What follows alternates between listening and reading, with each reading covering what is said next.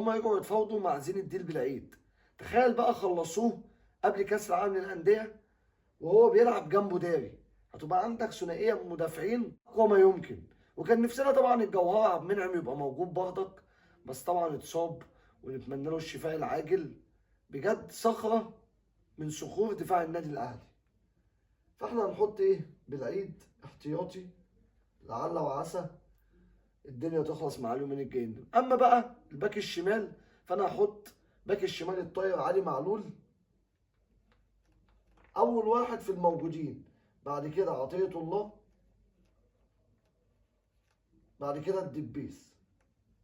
بصرف النظر الناس دي مين اللي هيبقى سليم فيها، بس انا بقول علي معلول لو بيلعب برجل واحده عنده الخبرات وعنده كل حاجه كافيه اللي هو يأدي بصوره ولا اجمل في كاس العالم للانديه. بس الله يسامحه كولر هو اللي كان هيقضي عليه كليا. تيجي نخط النص بين رمضان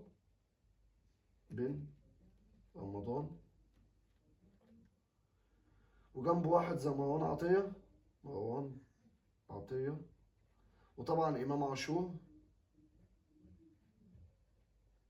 وفي واحد طبعا زي قفشه كبديل او اساسي.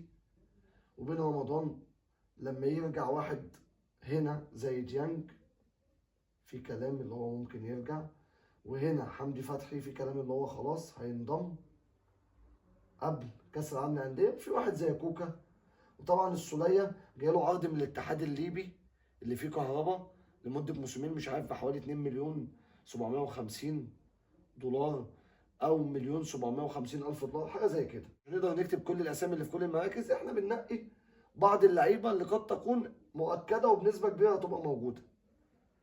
طبعا نيجي هنا للونجات. عندك زيزو، ممكن زيزو حبيبي، عايز تغيزو العب بزيزو. واحد زي طاهر ومحمد عبد الله، دول 3 وينجات يمين. الناحيه التانيه بن شرقي، تريزيجيه، وواحد زي حسين الشحات، بحيث يبقى عندك 3 وينجات هنا و3 وينجات هنا.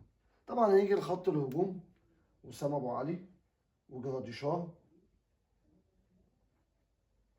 ده هيبقى عليه العين جامد قوي كاس العالم للانديه، وان شاء الله وسام يكون رجع لحالته.